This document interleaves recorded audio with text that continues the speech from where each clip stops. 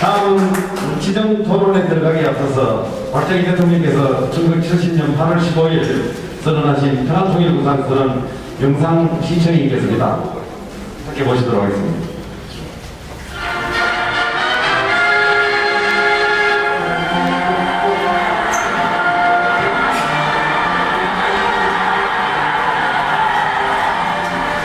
한국 광복 25주년이 되는 1970년 8월 15일 박정희 대통령은 한국 경축사를 통해 한국의 평화적인 통일구상을 국무회의에 제명했습니다. 그리고 박 대통령은 25년 전 그날 해방의 벅찬 감격과 불타오르는 정열은 영원히 우리 가슴 속에 담깃들 울면 고마가 아닐 수 없다고 말하고 지난 25년간의 광복 한국사는 격동의 시기였고 불안과 시련에 연속되었음을 상기시키면서 그러나 그 모든 불안들은 결국 특별히 것이 아니었다고 말한 박 대통령은 나는 이미 수차에 걸쳐서 통일 노력에 본격화는 70년대 후반기에나 가능할 것이라고 말하고 있습니다. 그것은 그 시기에 이르면 우리의 주체 역량의 중심과 국제 여건의 서두로 통일의 실마리가 잡힐 수 있으리라고 내다보고 특히 북한의 폐쇄적인 사회 체제도 시대로 지은 자연과 문제를 위해서 스스로 견딜될 것이며 또한 우리의 자유의 힘이 국력까지 넘쳐 흐를 것을 확신하고 있기 때문입니다.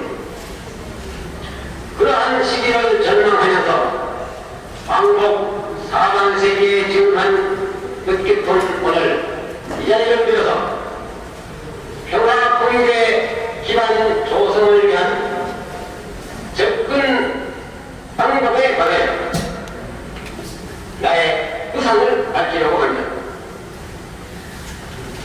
여기에는 반드시 이루어져야 할 선행 조건이 있는 것입니다. 즉, 국대가 지금과 같은 침략적이며 도전적인 행위를 계속하고 있는 한 그들이 무슨 소리를 하든 그것은 가면이요 위장이요 기만이라고밖에 볼 수 없는 것입니다. 따라서 긴장 상태의 완화 없이는 평화적 강국에 의한 통일의 접근은 불가능한 것이므로 무엇보다도 먼저 이를 보장하는 국회의 명확한 태도 표시와 그 실천이 선행되어야 하겠다는 것입니다. 무장 동기 난파 등의 모든 전쟁 도발 행위를 직접 중지하고 소위 무역에 의한 적화 통지나 폭력 병력에 의한 대한민국의 정복을 기도해온 종전의 태도를 완전히 포기하겠다 하는 점을 명백하게 내내 선언하고 또한 이를 행동으로 실천해야 합니다. 이러한 우리의 역을 국회가 수락 실천하고 있다는 것을 우리가 확실히 인정할 수 있고 또한 유엔에 의해서도 명백하게 확인될 경우에는 나는 인도적 경제와 통일 기반 조성에 기여할 수 있으며 남북한이 가로놓은 인위적 장벽을 단계적으로 제거해 나갈 수 있는 획기적이고 보다 현실적인 방안을 제시할 용의가 있다는 것을 밝히는 바입니다.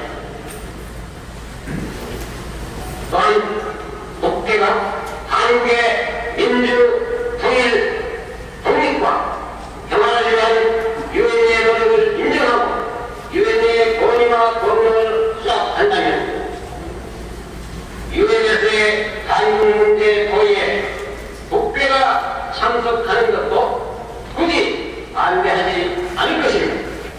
이러한 나의 구상에 덧붙여서 한 가지 더 말하고 싶은 것은 국회에 대해 더 이상 무고한 북한 농법의 인생을 희생시키면서 전쟁 준비에 방문하는 계약을 범하지 말고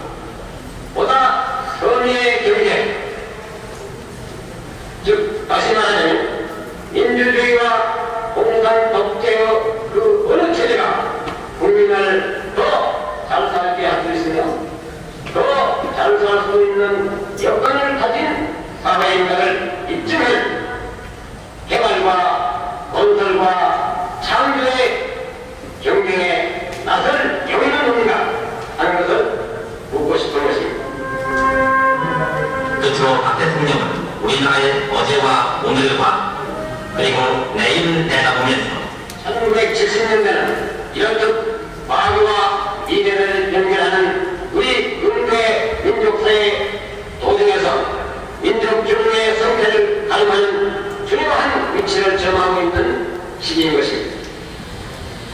그리고 이전되어 죽은 과거를 성취하는 여부는 우리의 힘을 어느 만큼 생산적인 목표에 직결시키느냐에 달려 있습니다. 민족의 단결, 힘의 집중, 그것은 정령 민족의 성격을 좌우하는 열쇠인 것입니다. 우리의 당면과제인 자립경제와 자립국방을 일으켜놓고 민족의 단결이며 민족의 영원인 국토 통일을 성취하는 것도 우리의 단결된 힘입니다. 국민 여러분, 25년 전 하리오에 부과했던 그 감격과 환희를 앞으로 기어이 성취할 조국 통일의 그냥 보다 더 벅차게 노래할 수 있도록 우리 다같이 단결하여 전진합시다. 예.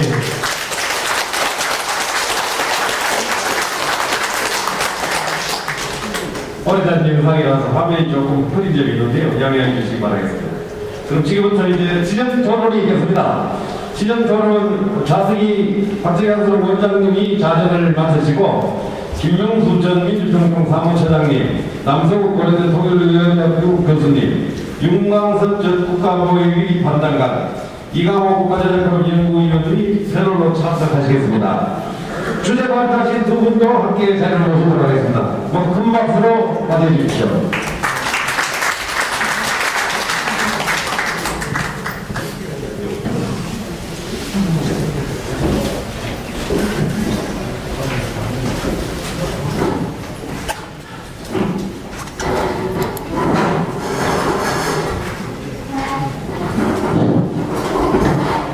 장시간 앉아서 들으시느라고 어려움이 많으시겠습니다. 휴식 시간을 따로 제공하기 때문에 필요하신 분은 이서를 좀 했다고 하셔도 자유롭게 해주시기 바랍니다. 그리고 진행하겠습니다. 시간이 상당히 많이 경과되셔서 불가피한 상황입니다. 양해해 주시기 바랍니다. 토론은 각 토론자께서 10분을 하도록 되어 있는데 대통령도 잘 아시겠지만 아까도 말씀드린 대로 시간이 조금 과다하게 지나가고 그래서 그리고 또 하나는 그 토론을 보면은 대부분 우리 신정부의 정책에 대한 제안이나 이런 게 되어 있고 또 하나는 과거 역사에 대한 새로운 사실을 전하는 그런 내용들이라서 너무 말씀하신 분들에 구애받지 마시고 소신을 좀 간략하게 좀 전달해 주시면 좋겠습니다. 그래서 짧은 오늘 길면 한 7분 정도의 토론을 해주시면 감사하겠습니다. 우리 김영수 회원님께서 먼저 부탁드리겠습니다. 지금은 1시간 이상 확보를 해왔는데 벌써 끝나는 시간이 다 됐으니까 얘기를 오해하면 안 될 것 같아서 아무리 이뤄도 10분은 안 남기겠습니다. 우리 두 주제 발표하시는 교수님 두 분이 대부분 말씀했지만 나는 항상 북한의 대남적 화제는 뭐냐 이 생각을 하게 됩니다. 우리가 해방 직후에 6.25 전쟁을 끝내고 나서 북한 민당 GDP가 1961년 이때에 210불이었습니다. 우리 대한민국은 그때 80불입니다. 북한이 2.6배만이 소득이 됐습니다. 그래서 가장 큰 이유는 일본 식민지 시절에 북한의 공시설을 많이 해놨고 남친 전쟁을 하는 바람에 남쪽에 있던 거의 없는 시설들이 다 부서져가지고 그런 결과가 나오지라는 생각합니다. 그래서 김일성이는 그때 해당 전략 6.25가 53년에 끝나가지고 60년 될 때부터 북한이 이렇게 기본이 좋으니까 북한을 갖다가 경제적 나가는 데들어야 되겠다. 그래서 남쪽 사람들이 북한을 동경하게 만들어가지고 대한민국에 있는 노조와 친북 인사들을 통해서 그 사람들 앞세워 합수통일 전략으로 넘어가게 됩니다. 그러나 한국 사회가 그때 60년에 4.19 혁명이 일어나고 61년에 5.16 혁명이 일어나니까 북한이 야 이거 김수에서 말이다 지금 군사력만 있으면 한국을 먹을 수 있겠다. 그래서 전략을 바꾼다. 북한을 부자 나라들하고 하려다가 그때부터 군사 제일지로 나가서 무력을 키우기 시작했다. 그래서 68년이 되니까 북한 총 생산의 32.4%를 군사비에 있습니다. 그러다 보니까 자꾸 군사비에 많이 들어가는데 생산이 없고 통일은 안 되니까 북한이 그때부터 세력해가지고 북한이 무너지기 시작한 거예요. 그래서 지금 북한이 이렇게 형편없이 되었습니다만 우리도 그 당시에 엄청난 고민을 했어요. 박 대통령이 국방을 하자니 돈이 없고 경제 성장을 시키자니 휴전선이 위험하고 그래서 딱 동전의 양면을 보듯이 휴전선을 어떻게 지키면서 국방력을 키워갈 거냐 해가지고 경제력을 집중시켜서 수출 시작합니다. 그게 이제 가방, 이런 밀착 공산품들을 미국 시장에 무지하게 팔았습니다. 그러면서 이제 대한민국이 현재 이렇게까지 왔는데 우리가 이 북한의 대남전이라고는 결국은 남쪽을 어떻게든지 적화시키는 것이 기본인데 6.25 전이나 지금이나 똑같은 패턴을 같이 풀어야 지금 뭐냐 이번 8월 13일 민주노 정식해가지고서 민주노 측에서 엄청난 북한 지지 6,000명이 모여가지고 있죠. 6,000명을 경찰서니까 우리가 보기 더 많은 것 같은데 그걸 하면서 그들은 내가 대한민국에 대해서 얘기하고 싶은 거예요.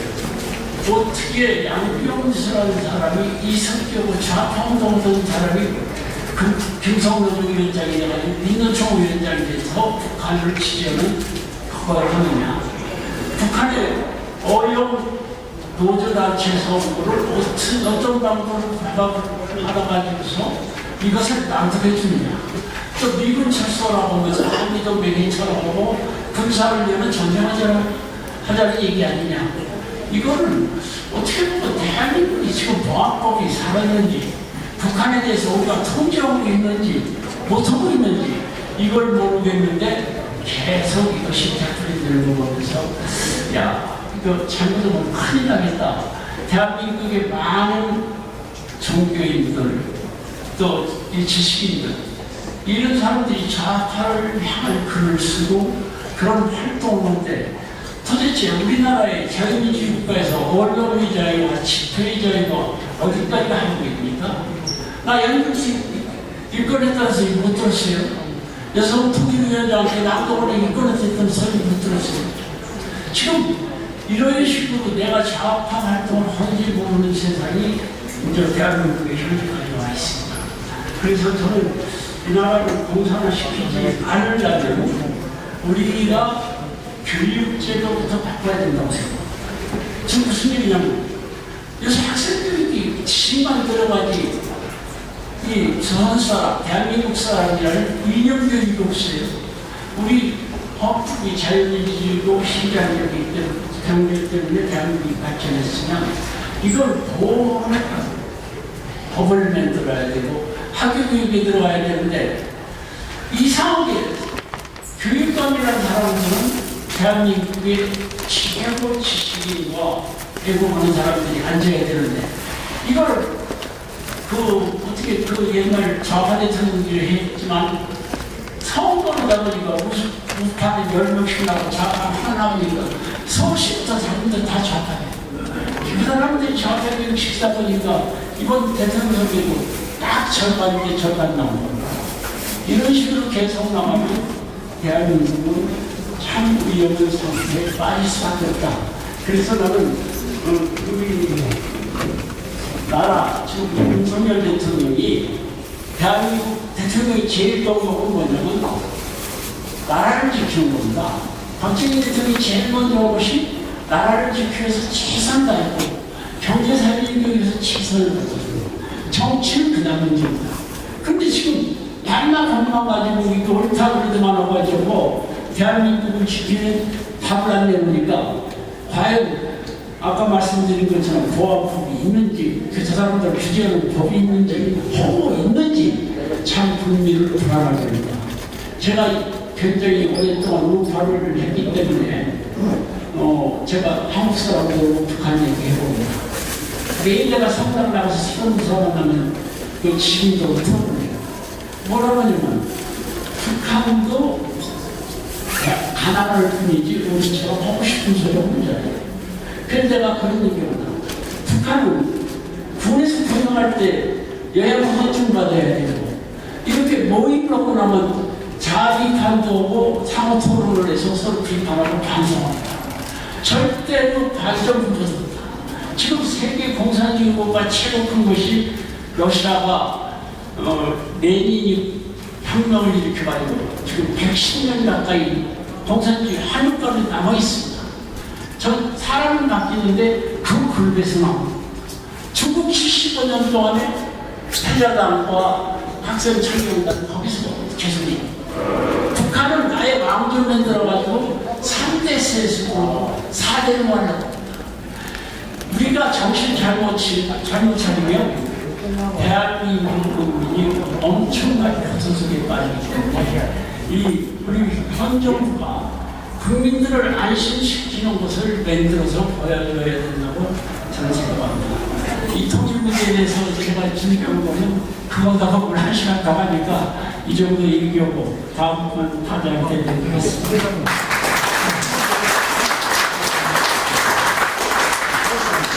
감사합니다. 대통령께서 오늘 그러셨지만 국민교육, 무식교육이 대단히 중요하다는 그런 의미의 말씀 같은데 시간도 잘 적당히 써주시고 감사의 말씀드립니다. 특히 우리 김명수 회장님께서는 통일주체국민회의 운영에 깊숙이 관여하셨던 분이라서 대통령님의 철학과 그 시대를 잘 알고 있는 그런 분이십니다. 그리고 두 번째, 남성욱 교수님. 네, 53분인데 한 59분까지만 하겠습니다. 우선 초청해 주신 현경대 본회장님께 감사의 말씀을 드립니다. 두 교수님 흠잡을 데 없는 완벽한 발표 잘 중국에 가서 세미나를 할 때 사람들하고 얘기할 중국 인민폐에 모택동 얼굴이 있죠. 중국 사람들은 이 마오쩌둥에 대해서 어떻게 생각합니까? 라고 조금 친한 교수한테 공이 7이요 과가 3이요 기를 합니다. 공은 뭡니까? 그러면 이 큰 나라를 통일하는 것은 아무나 하지 못하는 영웅입니다. 과는 뭡니까? 예, 지난날 인민공사의 문화대혁명으로 인민들이 고통받던 시대는 과입니다. 그러면서 저를 보고 하는 얘기가 있습니다. 한국의 지도자들에 대해서 물어보면 한국 사람들은 좀 다르게 얘기합니다. 자기가 좋아하는 지도자는 100, 자기가 원치 않는 지도자는 0. 그러면서 한국 사람들이 이해가 저들이 굉장히 충격을 받았습니다. 미국 유학 시절에 제가 경제학을 했는데 정치학과에 가서 대통령학 수업을 한번 들었는데 그 대통령 수업에 이제 야사 얘기를 많이 합니다. 미국 대통령들의 야사. 그때 이 조지 워싱턴 대통령이 미국 대통령 돈에 나와 있죠.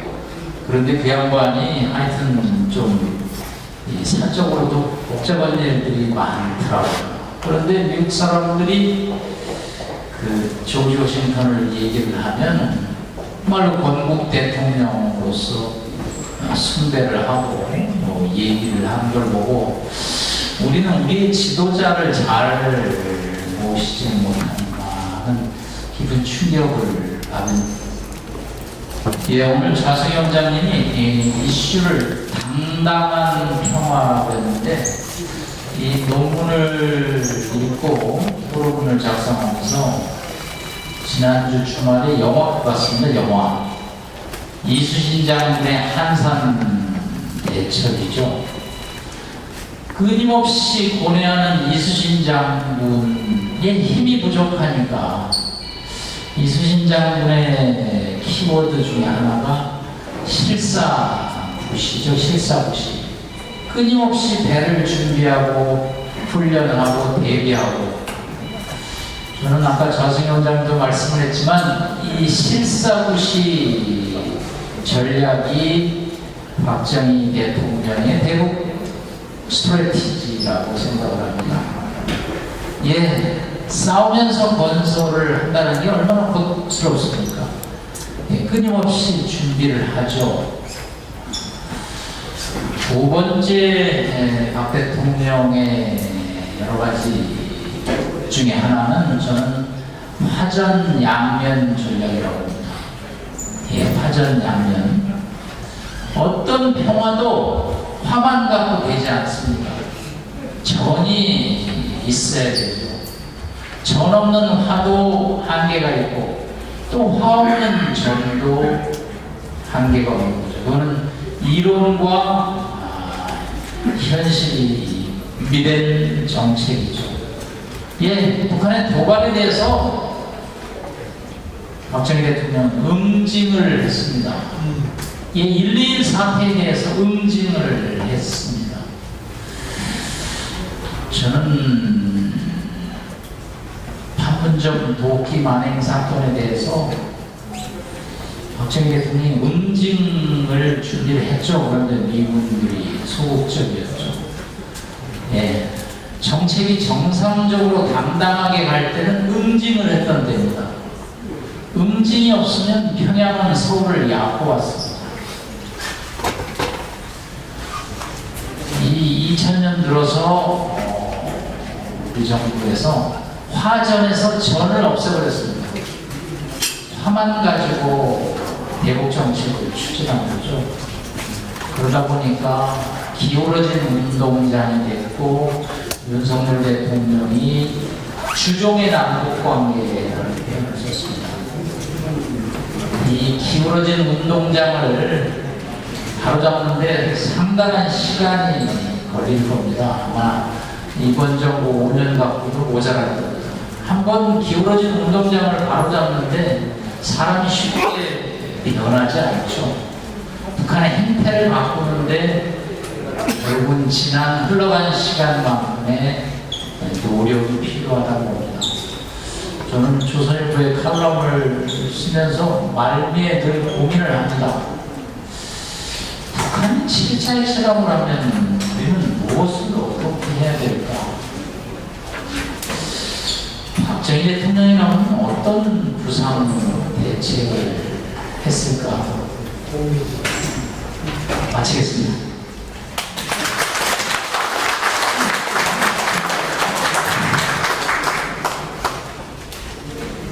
모택동에 대해서 공칠 과산이라는 얘기가 나오면 비슷하게 박정희 대통령은 어떠다 생각하고 얘기하는 사람이 있죠. 글쎄, 과가 없으면 공이 생길 수 있나요? 그렇게 분류하고 나눠서 보는 사상이 잘못되죠. 전도가 오르면 백이 공인 것이죠.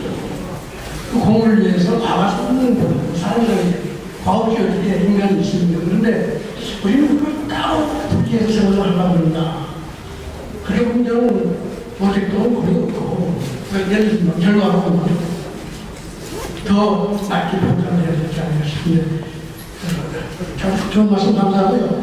특히 대통령님은 어떻게 할까? 그 관련해서는 제가 제 노트에 잠깐 언급했는데, 대통령님은 항상 신상필벌과 이거를 버리지 않으셨던 것 같아요.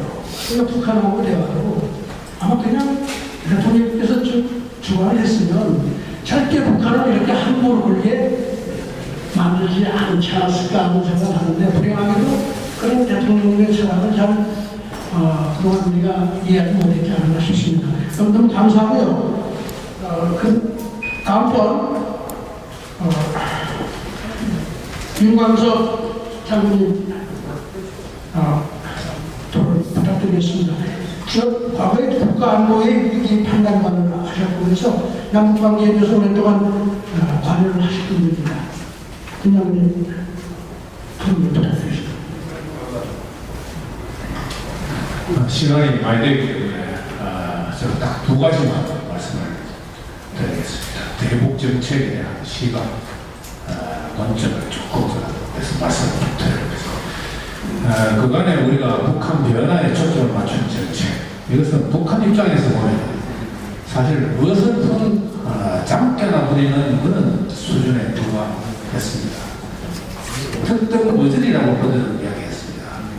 이걸 우리는 이제 인정해야 되지 않느냐, 저는 그렇게 생각합니다. 지난 8월 19일 날 김일성이 뭐라고 했습니까?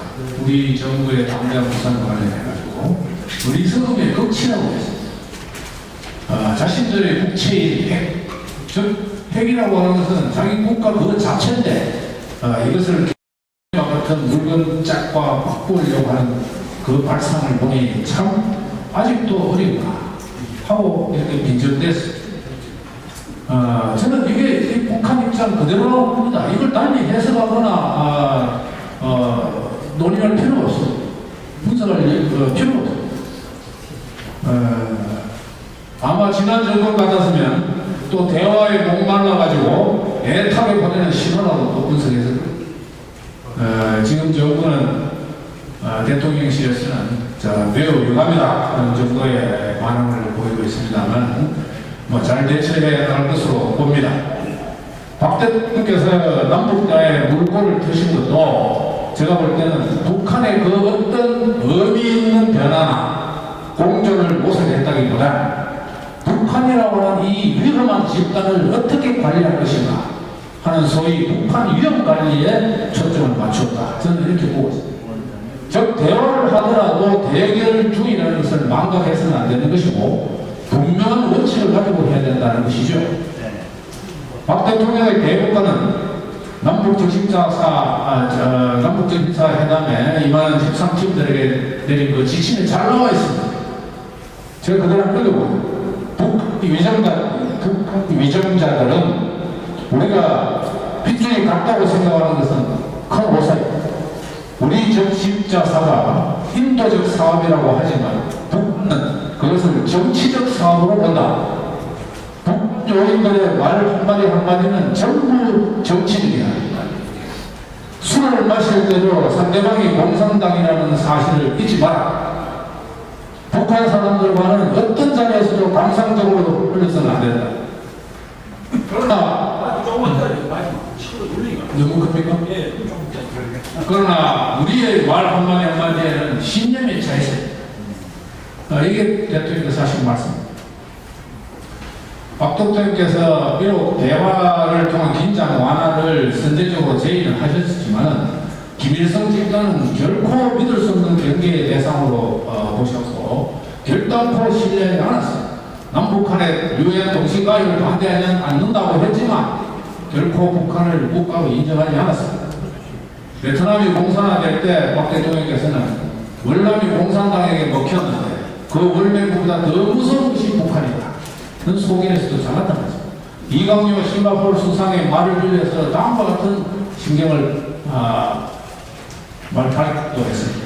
공산당과의 싸움은 내가 죽든지 적을 죽이든지 하는 두 길밖에 없다. 어중간한 행동으로는 안 된다. 그런 것입니다.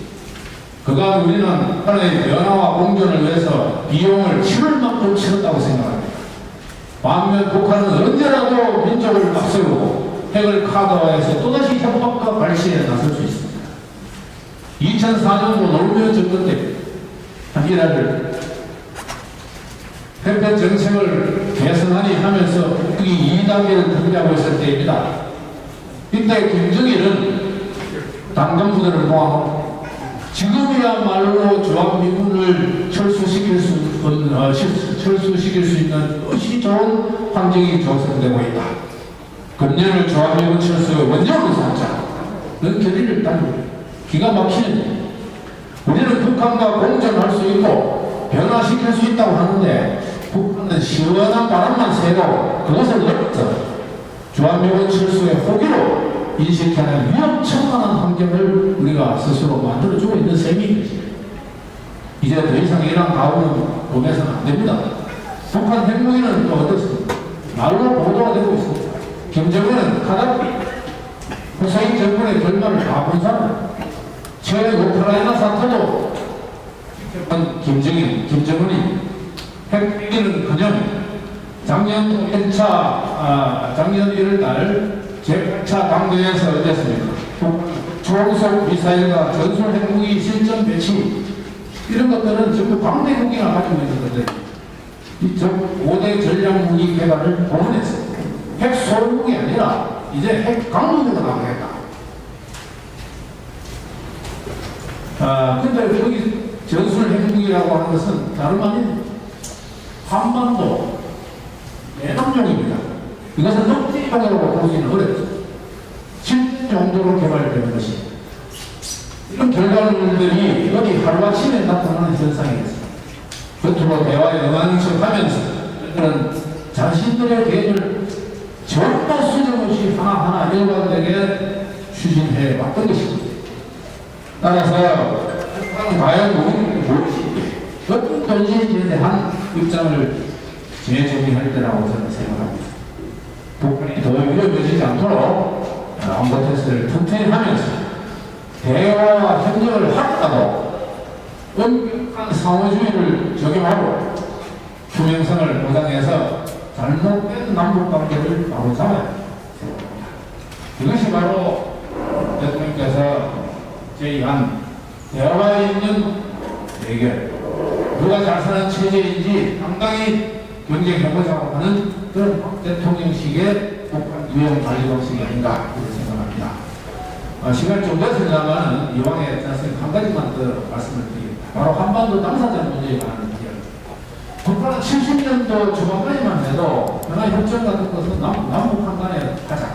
남북한 간에 변화협정을 체결하자. 이렇게 주장을 해왔습니다.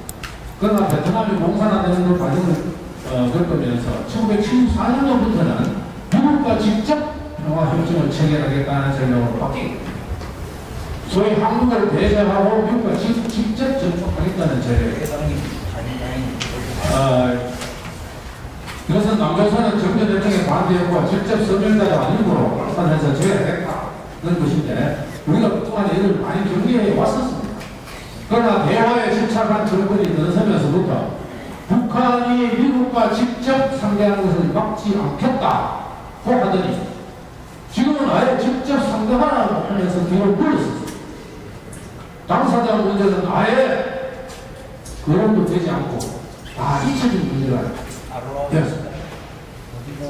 2019년 6월 트럼프와 김정은 문재인 대통령의 판문점에 얼굴을 보였습니다.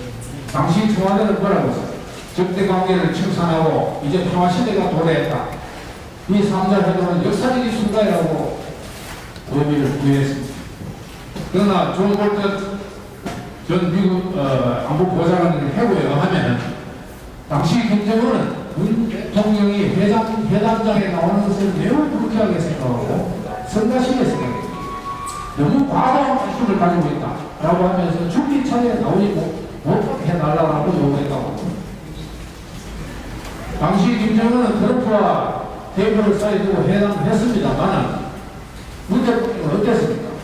그렇게 양자 대화가 끝날 때까지 바로 역동에서 쭈그려 앉아있습니다. 그 회담이 끝날 때까지 기다리고 있었어요. 북한은 이 3자 회동에 대해서 한 번도 언급한 것을 저는 본 적이 없어요. 과연 이처럼 국가 어제의 기본 상식에 도달하는 이런 만남을 과연 문정권에 굳이 해야 될 그런 이유가 있는 겁니다. 내용도 형식도 아무것도 없었습니다. 우리 국격을 여지없이 떨어뜨리는 참담한 사건이 아니죠. 비정상적인 남북관계의 방면을 극명하게 보여준 사건이었던 일입니다. 북한은 문정권의 소위 한반도 운전자론에 대해서 여러 번 이야기했습니다. 조미 적대 관계의 발생 여론을 보아도 남조선 당국이 참견하는 문제가 아니다. 조미 관계를 중재하는 것이 여론화하면서 몸값을 올려보려고 하는 남조선 당국이라고 비난을 막 터졌습니다. 한국은 한반도 정치 분산 문제에 관한 당사자 행사를 하지 마라. 심지어 평양 냉면집 주방장까지 등장해서 무안을 줬습니다. 그런데도 현 대통령은 스스로 나서서 손까지 흔들어줬어요. 아주 나쁜 소리. 박 대통령께서라면 어떻게 감히 상상도 할 수 없는 그런 어림도 없는 이야기. 이런 잘못된 기현상이 왜 발생합니까? 그래서 그가 북한의 핵문제를 미국의 적대시 정책의 산물이라고 주장하는 그런 선전선동의 내용을 갖고 있지만은 우리 내부적으로는 당사자 해결 원칙, 7.4 공동성명에서도 밝혀져 있습니다. 당사자 해결 원칙보다 북한과의 무조건적인 대화, 이 대화 만능론의 분들을 더 큰다고 저는 봅니다. 결론적으로 우리의 대북 정책은 북한의 연하나 공존을 기대하기보다는 박 대통령께서 통찰하시는 대로 위험한 북한을 어떻게 관리해 나갈 것인가 하는 방향으로 나가야 한다고 봅니다. 그간 우리는 사덕의 성과를 바탕으로 해서 방공에서 성공으로 한반도 평화를 잘 관리해 왔습니다. 그러나 이러한 성과를 용광으로 공감시켜 지금 북한을 변화시키겠다는 정책으로 변질되면서 우리 내부를 원칙 없는 어디로 튈지 모르는 그런 사회 혼란과 국론 분열, 국력의 낭비를 보고 우방국으로부터 불신을 받고 북한으로부터 멸시당하는 오히려 이용당하는 그런 결과를 지금 가져왔습니다. 윤석열 정부가 당면한 현상은 유엔 제재 국면입니다. 미국은 2016년도 2월 북한의 4차 핵실험 이후에 북한과 거래하는 제3국도 제재 대상에 포함하겠다고 하는 내용을 담은 소위 내국 제재 강화부를 발효시켜 여기에 비틈이 없도록 우리 정부가 집중해야 됩니다. 아울러 북한이 전술 핵무기 7점 배치를 공언하는데도 비핵화에 마냥 복귀 무방비 상태로 계속 인가하는 것은 주권국가로서 할 일이 아닙니다. 비핵산 체제를 존중하되 핵개발판 화시라도 무효화할 수 있는 모든 준비들을 하나하나 밟아나가야 됩니다. 이 모든 것을 얼마나 추진하기 위해서는 무엇보다 한미 간의 긴밀한 인터 없는 공조가 필수다 하는 것을 말씀드리고 또 정치적 안정이 뒷받침돼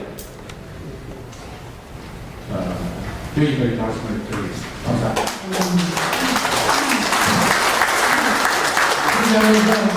경험이 많으셔서 하신 말이 많으시면 죄송합니다. 시간이 잘 못해서. 아까 그 정치적으로 원칙 없이 하지 말라는 말씀 자꾸 하시는데 그거는 그동안에 남북관계를 정치적으로 이용을 많이 했다는 얘기입니다. 남북관계를 어떻게 하면 비정치화하느냐는 것도 큰 발이라니까 생각했습니다. 그럼 마지막으로 이강호 위원을 소개하겠습니다. 국가전략본부 포럼에 일을 하고 있는데요. 최근에 박정희가 옳았다 하는 책과 또 한 번 그 다음 제목이 뭐죠? 다시 근대화를 생각합니다. 다시 근대화를 생각한다는 책으로 박정희 대통령의 그 정치 철학과 그것에 의미에 대해서 아주 흥미로운 책을 써서 저희가 공부하고 있으니까 베스트셀러 중에 하나입니다. 여러분들 많이 좀 봐주시기 부탁드리고. 자, 저 토론 부탁합니다. 예. 마지막으로 다른 건 아니고 그 앞에 제기해준 발제자가 토론자분께서 말씀하시는데 약간 보태는 알려드리는 이런 차원에서 말씀드리겠습니다. 이승만 대통령과 박정희 대통령에 대해서 통념이 있습니다. 다들 아실 겁니다. 이승만 하면은 외교, 국제정치이고 박정희 대통령은 그냥 경제, 뒷바꿔도 국기는 잘 못하죠. 그렇게 얘기를 하고 있는데, 그렇지만 또 않다라는 것. 특히 이제 이승만 대통령에 대해서도 그의 경제부상이 있었고, 그런 발자취가 있었다는 부분들을 또 있습니다. 그건 오늘 이야기 되는 건 아니지만, 그리고 특히 박정희 대통령과 관련해서, 국제정치와 관련해서 참으로 그러니까 오늘날에도 유용한, 그리고 윤석열 정부에서도 예전과 같은 위기사항이 다시 들어온 이 시대에 다시 한번 공부를 해야 될 만큼 중요한 교훈을 주고 있다는 것. 박정희 대통령의 국제정치 부상 전략이 대단했다는 부분을 상기시켜드리는 소개를 하는 차원에서 이제 말씀드리겠습니다. 아스팍이라고 아시죠? 아시아 태평양 안보회 지금은 이렇게 기회를 잘 안 해줍니다만 아스팍은 대단히 예전에는 유용한 어떤 의미 있는, 특히 60년대 말에서 70년대 초반까지는 굉장히 의미 있는 어떤 존재감을 갖고 있었습니다. 박정희 대통령이 만든 거였습니다. 1966년입니다. 국제기구. 그러니까 의미 있는 실질적으로 작동하는 국제기구로 한국이 대한민국이 최초로 만든 국제기구가 바로 아스팍입니다. 아스팍을 1966년에 박정희 대통령이 만들었던 걸 반드시 기억해 주셨으면 합니다. 그 다음에 두 번째로, 닉슨 독트린은 다 기억을 하실 겁니다. 닉슨 독트린. 1966년 7월 25일, 그 혼자 내용이었죠. 아시아 연합회는 아시아인들이 알아서 하면 좋겠다. 그리고 그게 일반적으로, 마이크 소리가 전하지 모르겠어요. 일반적으로 닉슨 독트린이 한국에 대단히 충격을 주었다. 그리고 거기에 의해서 그 긴박한 상황에 대응하는 게 매우 중요했다. 이런 부분들 일반적으로도 알고 통용되는 이제 그런 이야기입니다. 그리고 당시 박정희 대통령이 그 긴박한 상황에 대응하기 위해서 고군분투, 그리고 75년도에 유신력 부분에서도 그런 긴박한 상황과 무관치 않았다라는 그런 이야기들이 있습니다. 그래서 어떤 경우에는 이런 인상이 있습니다. 닉슨 독트린을 느닷없이 맞이하게 되면서 좀 충격을 받으면서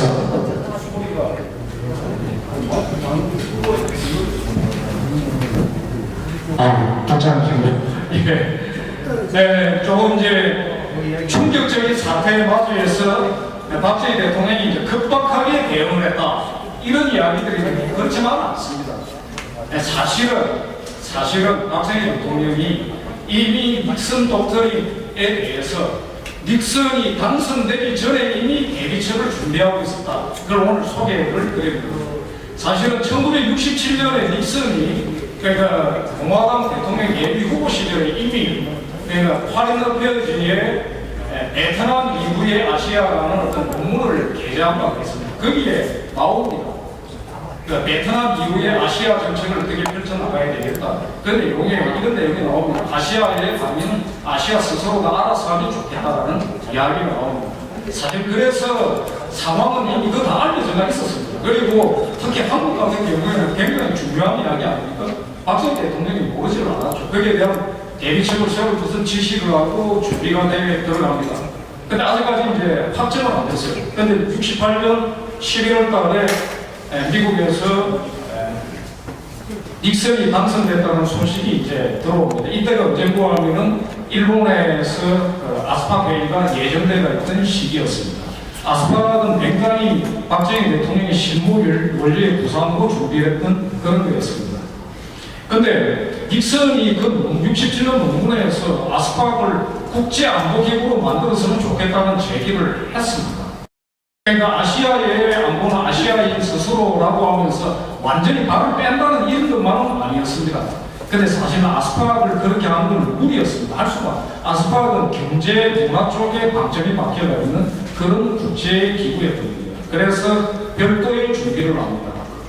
아시아 태평양 안보기구를 준비를 하게 됩니다. 아파토.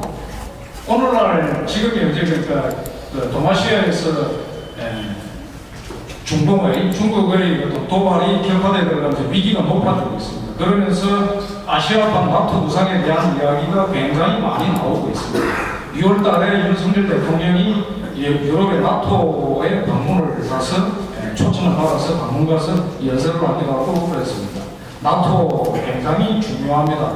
나토가 그 북대서양 조약기구 유럽의 나토가 6.25 전쟁 때 6.25 전쟁 참전국이 16개국이죠. 그 중에 9개국가가 나토 회원국이었습니다.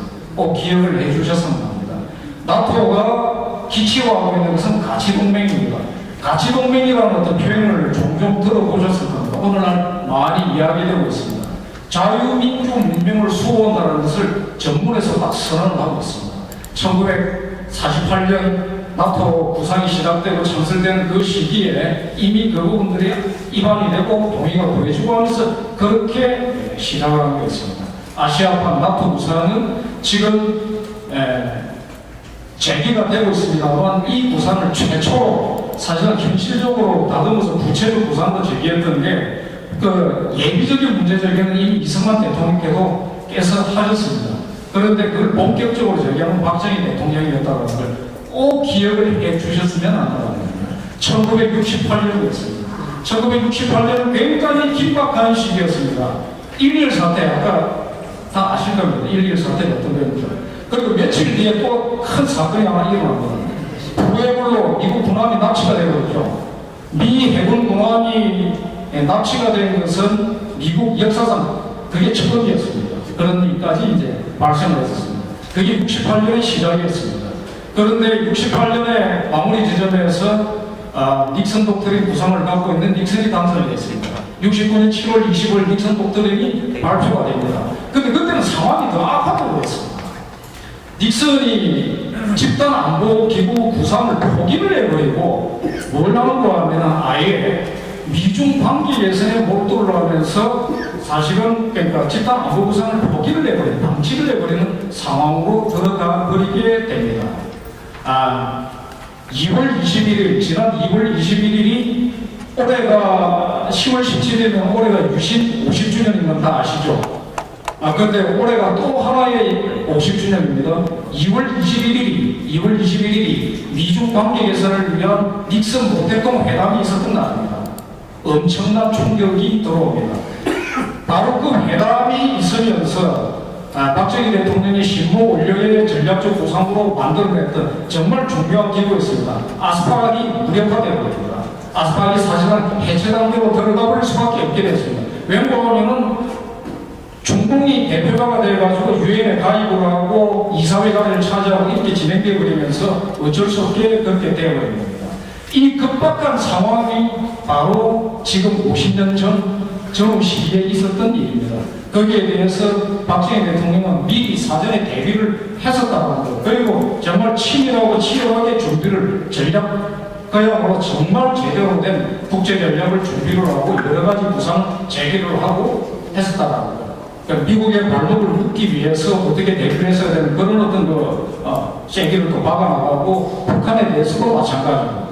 큰 틀에서 가장 중요한 것은 아까 동영상에도 나왔습니다만 박정희 대통령께서 기본 지침을 이렇게 요약할 수 있겠습니다. 주신 기본 지침. 첫째, 우리가 힘이 있고 준비가 되지 않으면 어떠한 제한 구상도 소용이 없다. 우리 자신의 힘이 가장 중요하다. 그 다음에 두 번째, 빨갱이들은 믿으면 안 된다. 굉장히 중요합니다. 67년도에 포레 대표의 닉슨이 논문을 게재하는데 거기에 중공에 대한 기대를 표명한 게 있습니다. 10억 인구를 세계에 바깥에 놓아둘 수는 없다. 중공을 이제 끌어들여야 된다. 미중 관계 개선을 해야 된다. 중공이 변하지 않으면 세계는 안전하지 않다. 그 말 풀리지 않았습니다. 그런데 닉슨은 중대한 실수를 했습니다. 중국은 변하지 변하지 않는다. 그런 식의 노력으로 변하지 않는다라는 거. 오늘날 중동의 행태가 보여집니다. 지난 2월 21일 날 닉슨 오대통 회담 50주년이었을 때 미국에서는 단 하나의 반응도 없고 보도도 나가지 않았습니다. 중국에서 그날을 기해서 반응을 내놓았습니다. 뭐라고 했는가 하면 이렇게 이야기합니다. 미국은 우리를 변화시키려고 하지 마라. 이렇게 이야기했습니다. 67년도에 닉슨 논문은 바보 같은 소리를 하고 있습니다. 중국은 바뀔 수 있다. 바뀔 것이다. 바보 같은 소리였습니다. 저는 이렇게 생각합니다. 바로 그 사례가 핵별 정책이란, 그러니까 간악한 세력이 그렇게 따뜻한 핵 기회를 주고 햇볕 정책을 주면 변할 수 있다는 그런 어떤 착각을 보여주는 역사적인 어떤 세계사적인 교훈이라고 생각을 합니다. 한국에서도 마찬가지였습니다. 그 바보의 그 사기꾼의 이름을 제가 세상 이야기하지는 않겠습니다. 한국도 그런 일이 벌어졌습니다. 다시는 되풀이돼서는 안 된다는 것, 이 말씀을 드리겠습니다. 윤석열 정부에서 박정희 대통령을 단지 경제가 아니라 국제전략이라는 차원에서 학습을 해주시길 바랍니다. 위기에 어떻게 대응을 하고 맞서 나가느냐, 화전양면이 어떻게 부상되어야 되는가를 모범을 보여주셨다는 걸 알게 될 겁니다. 여기까지 말씀드리고 마치겠습니다.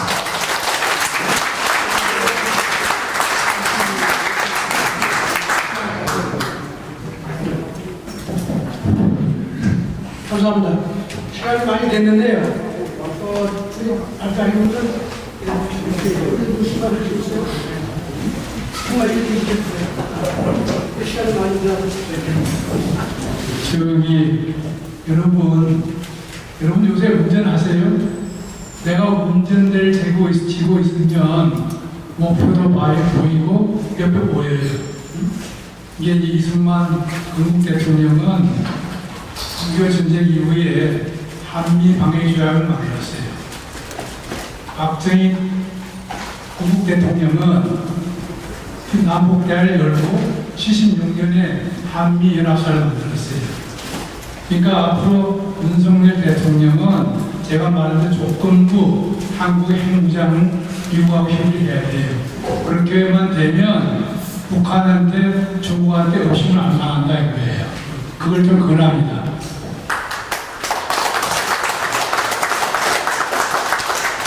제가 70년대 남북조조위원회 대변인 하시고 또 90년대 남북고위급여당 대표경 대변인 하신 이동국 선생 그리고 전 의원을 좀 잘 알아서 제가 이렇게 사석에서 대화를 한 적이 있습니다. 그분의 얘기를 제가 옮기면서 제가 이 마지막 말씀을 드리고자 하는데 70년대 남북대화를 한 것은 사실은 평화공존에 임한 아까 위협관이라는 게 있었는데 적어도 대화하는 동안에는 북한이 전쟁을 지키거나 뭔가를 좀 자제할 거라는 그 기대가 있었고 어느 정도 적용이 됐고요. 두 번째 이제 대화하면서 북한이 변하고 있는지 속내를 알 수 있다. 근데 그분이 한 말이 있어요. 남북대화 실전 현장에서 70년대 이제 실전함대로 채택했을 때 이 북한 측이 뭐라고 했냐면 공산주의에 반대하는 것은 민족대단결을 할 의사가 없음을 말해주는 것이고 민족대단결을 안 하겠다는 결국 조국 통일을 안 하겠다는 것이다. 남조선이 통일을 할 마음이 있다면 공산주의 반대를 하는 법제도의 장치를 제거해야 된다. 그래서 국가본부 폐지하고 반공정책 폐기하라 라고 70년에 주장했는데 똑같은 주장을 90년대에도 하더라고요. 지금도 그런 입장과 전략과 노선을 보고 상당히 많이 의사가 많이 빨개졌습니다. 그래서 뭐냐, 우리가 지금 북한 변화시키기보다는 우리 사회가 너무 많이 변화에 대해서 우리 체제를 좀 추스려야 돼요.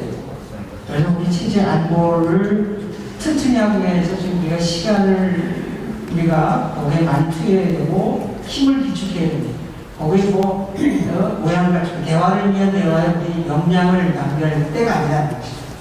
이제 그런 점을 말씀을 드리는 것이고, 그 다음에 우리가 지금 담대한 계획을 내겠습니다. 저는 이게 북한이 포옹하면서 지금 벌써 차버렸는데, 그러나 우리가 남북 관계 악화할 때 이 책임을 우리에게 돌리지 않는 국내 정치용 또 남북 관계에서의 보이지 않는 지금 주판을 챙기면서 이런 그 하나의 어떤 게임의 일환으로서 우리가 제안을 했다고 생각합니다. 나쁘지 않지만 그러나 실현 가능성은 별로 없습니다. 그래서 우리는 지금 선의의 비나인 인력에서 나면서 힘을 기르고 우리 체제를 장속하면서 향후 다음의 그 시기를 준비해야 된다. 제가 지금 윤석열 정부의 초기 2, 3년은 그런 여유 있는 자세를 갖고 대북 접근하는 것이 타당하다. 그 말씀을 드리도록 하겠습니다. 감사합니다. 근데 하다가 시간 관리를 잘못해서 30분이 오버가 됐습니다.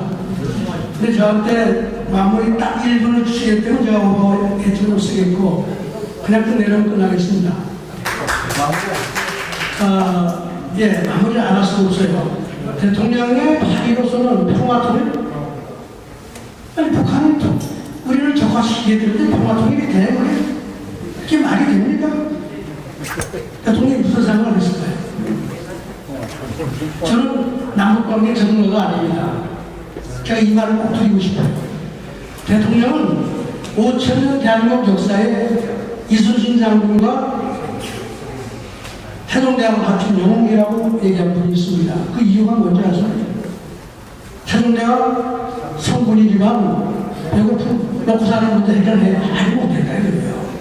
이순신 장군 26전 전승으로 왜군을 막았지만 본인도 전사하고 수없이 많은 희생을 치렀고 박정희는 어떻게 했냐? 싸우지 않고 이겼다 이거예요. 그걸 뭐라고 그래요? 면전승이다 이거예요. 대통령의 70년대 모든 전략은 평화 통일을 위해서 싸우지 않고 내가 북한을 굴복시킬 수 있는 일을 하겠다고 정책을 쓴 10년의 기가 됐다는 거예요. 산업혁명 완성, 방위산업을 이루시고 국방을 강화하니 김일성이 감히 도전을 못하는 거예요. 이 과정을 계속했어야지 대한민국이 면전승으로 이미 북한을 굴복시킬 수 있었는데 대통령의 그 면전승의 전략을 그동안 우리가 잊고 살았다. 그럼 남북 관계를 얘기하시는 분들이 박정희 평화 통일의 그 메시지는 뭐냐? 나는 면전승으로 북한을 잡을 수 있다고 생각을 한 것이 그걸 10년 동안 결정했다고 생각합니다. 박정희 대통령의 면전승 전략을 보자. 그 내용을 여러분 박정희를 정말 연구하고 보일 겁니다. 그렇게 하면 피하는 일고 북한을 굴복시킬 수 있었는데 그걸 우리가 제대로 보여준 것은 아닌가. 좀 그런 생각 오늘 하루 종일 이렇게 했습니다. 또 여러분 더 질문이 뭐 있거나 더 추가할 말씀이 잠깐만요. 질문에 앞서서 잠시만요. 예, 감사하고요. 먼저 다른 상태로 좀 안 좋은 데 대해서 부장님 말씀드리겠습니다. 다음은 이제 질의응답 시간이 되겠는데요. 질의응답 하시기 전에 제자리에서 잠깐 공지사항이 있어서 잠깐 전해드리고 질의응답을 하도록 하겠습니다. 먼저 오늘 행사를 위해서 주식회사 메일유업에서 이번 회사에 음료 협찬이 있었습니다. 박수를 한번 부탁드리겠습니다. 그리고 박정희 대통령 기념재단 후원에 평생 회원으로 계신 서병천 선생님이 기념타월 200장을 후원해 주셨습니다. 박수 부탁드립니다. 마찬가지로 박정희 대통령 기념재단 후원에 평생 회원이신 오유식 회원님께서 또 현금 20만 원을 협찬해 주셨습니다. 감사합니다. 다음 행사 공지인데요. 재단에서 또 10월 유신 50주년을 맞이해서 이미 지난 5월에 교양독서를 한 권을 발간했습니다. 숨결이 혁명되라는 책이었는데 많은 관심을 가져주시고요. 앞으로 학술 논문집 발간과 논문집 발표 세미나 행사를 계획하고 있습니다. 전남에서는 유신 50주년 해당일인 오늘 10월 17일 월요일 오후 2시에 프렌스센터에서 개최될 예정입니다. 기억을 해두셨다가 많이 참석해 주시면 감사하겠습니다. 또 한 가지 행사는 오늘 11월 14일이 이제 박정희 대통령님 탄신일입니다. 그래서 우리 재단에서는 금년도 탄신일은 오늘 탄신일과 다르게 또 크고 또 다양한 행사를 개최할 예정입니다. 그래서 많은 관심과 홍보 그리고 성원을 희망하는 바입니다. 여러분 그래서 새 정부 출범을 계기로 한 박정희 정부의 대북 통일정책 재조명 당당한 평화 박정희에게 다시 길을 묻다 세미나를 모두 마치도록 하겠습니다. 다시 한번 오늘 바쁜 가운데도 행사에 참여해주신 많은 분들께 감사의 말씀을 드립니다. 감사합니다.